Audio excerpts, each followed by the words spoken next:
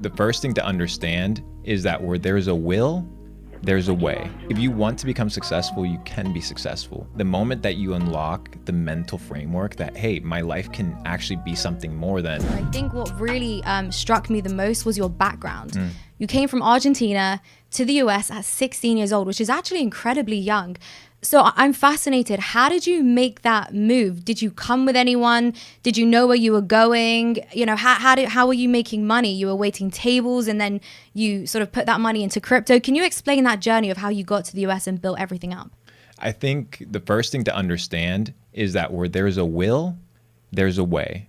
If you want to become successful, you can be successful. It doesn't matter if you're 16, if you're 14, if you're 22, if you're 30. The moment that you unlock the mental framework that, hey, my life can actually be something more than the village that I grew up in or the construct that my parents or the narrative that I've been raised under. And thankfully, I got that data set unlocked at an early age. At 16, I realized, hey, my parents were working regular jobs. Argentina had just defaulted, right, over the last couple of years with their debt. And they were in a situation whereby the country was pure socialism. I looked at America. I'm like, I can literally go and get rich. I can go and build a business. I can go and do things that I want to do. Now, waiting tables for me was a privilege. Like I would go and make $100 in a night. I'm coming from a third world country. That is a lot of money. Sure, I have to pay for rent and things of this nature, but I was like, whoa, I'm at the bottom of the echelon here, just getting started, and I'm making a couple $100s a day. What I need to do is get extremely intelligent. So what I started doing is focusing on unlocking data sets, becoming extremely knowledgeable, because I understood that if I wanted to play the game of life, it couldn't just be hustling. It couldn't just be working hard. I needed a strategy, and I needed to learn from people that had strategies, piece those things together, find my winning strategy, what it means to be successful, and attack that strategy. And Bitcoin, crypto was part of that strategy. Why?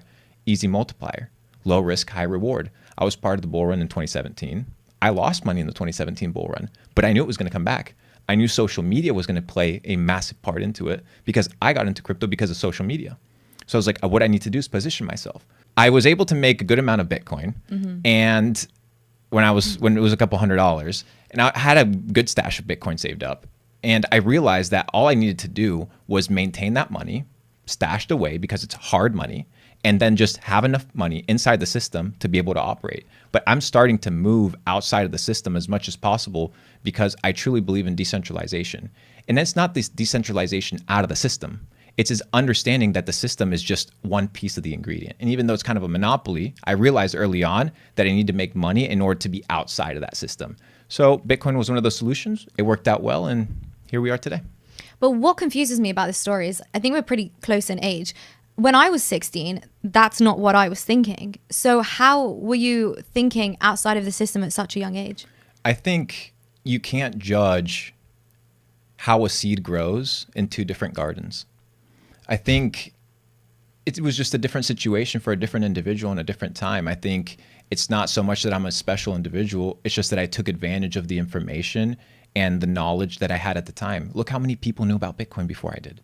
Look how many people didn't buy it. Look how many people saw that e-commerce and making money online was going to be a thing, and they didn't capitalize on the opportunity. The difference between me and somebody else was that I just took action, and I did something with the information that I had. And that's the difference between a winner and a loser. And the reason I'm a winner is not because I have a better brain capacity, because my brain processing power is so much better. No, I'm actually dedicated to what? To winning. And when I realized that I couldn't make excuses, I was fully reliable for the information that I absorbed. And what I did with that information, I decided to act, because action equals reaction. We know this to be true. If there is a cause, there's an effect. So if I'm poor, something is causing that poorness. I need to be able to address it.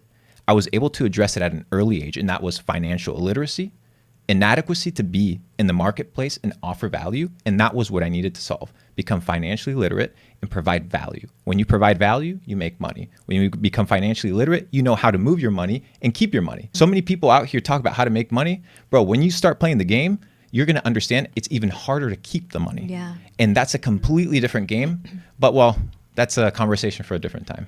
It is a conversation for a different time, but it's funny that you mentioned that, because it's such an important point, because we're here in Miami where everyone's making money, but nobody's saving money. And you know things and you hear things about different people and things that they're doing, and nobody's learning how to save their money. Everybody gets rich really quick. I think it's reverse narratives. I think you need to play reverse narratives. If people did what most people don't do, they're most likely going to have different results, aka be successful. So if you see that people are spending money, then you need to ask, what are they spending money on?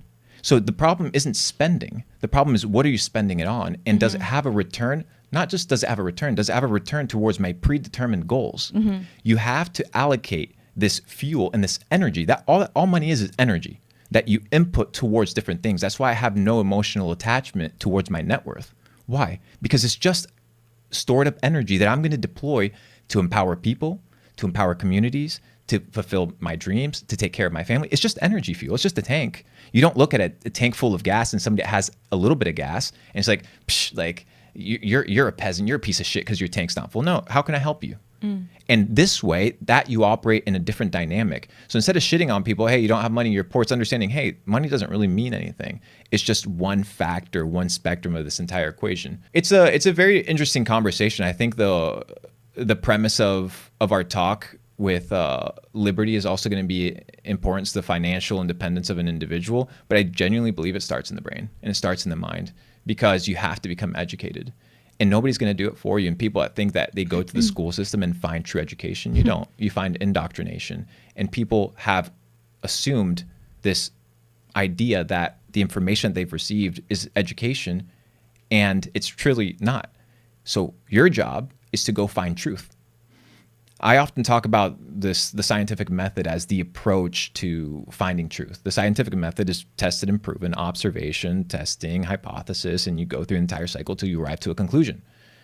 In the same way, you can have a scientific method towards your approach in life. You can have a scientific method where you observe something and ask yourself, is this true or is it false? But people are like, well, science. Well, what is science? Define science. What is science?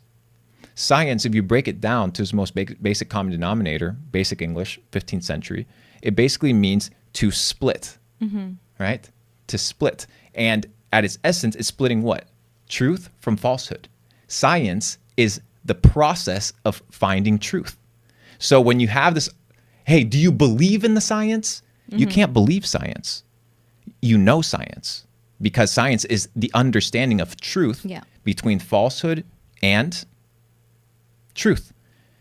Leonardo da Vinci famously said, study the science of art and study the art of science. Learn how to see. Realize that everything connects to everything else.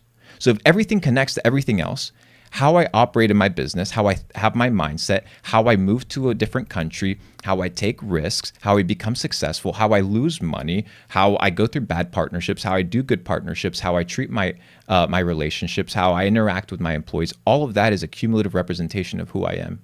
The money is just an aspect. So when you peel back the curtains of Belmar, I'm just an individual here trying to empower others. I'm not special. I won't be remembered when it's all said and done. And I'm totally okay with that. Like, it's not a big deal. You might be. But if I'm not, it's totally fine. And in that process, as long as we can have a great existence and you leave better today than you were when we first interacted, I think it's a worthy ideal to live by. So that's kind of a little bit about me.